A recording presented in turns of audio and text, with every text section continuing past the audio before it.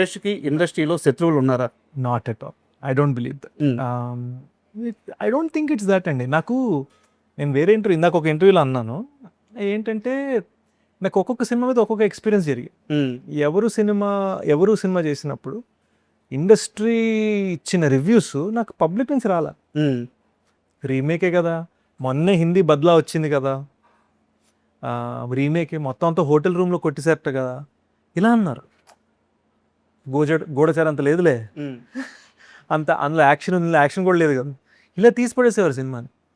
ఇప్పుడు ట్విట్టర్లో ఆ క్లైమాక్స్ వైరల్ అయ్యి మళ్ళీ లేచింది సినిమా. ఇప్పుడు అంటున్నారు ఎవరు సినిమా నుంచి నేను మీకు ఫ్యాన్ అండి, ఎవరు సినిమా నుంచి నాకు మీ సినిమాలు బాగా ఇష్టం అండి. రిలీజ్ అయిన 2 years దాకా ఎవరి సినిమా గురించి పుకారే లేదు పబ్లిక్ నుంచి. సార్ ఇక్కడ ఇది ఒక ఎక్స్పీరియన్స్. ఇండస్ట్రీ నుంచి సపోర్ట్ వచ్చింది కానీ పబ్లిక్ నుంచి రాల.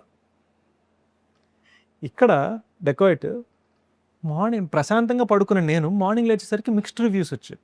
మిక్స్డ్ అంటే నేను కోడ్ వర్డ్గా మాట్లాడితే కొంతమంది నచ్చింది, కొంతమంది నచ్చలేదు. Genuine public matinee show first show దగ్గర నాకు అర్థమైంది నా కెరీర్ బిగ్గెస్ట్ ఓపెనింగ్ అవుతుంది. ఫ్యామిలీస్కి ఐ థింక్ ఫ్యామిలీస్ వల్ల అందుకుందండి సినిమా, ఫ్రాంక్గా చెప్పను.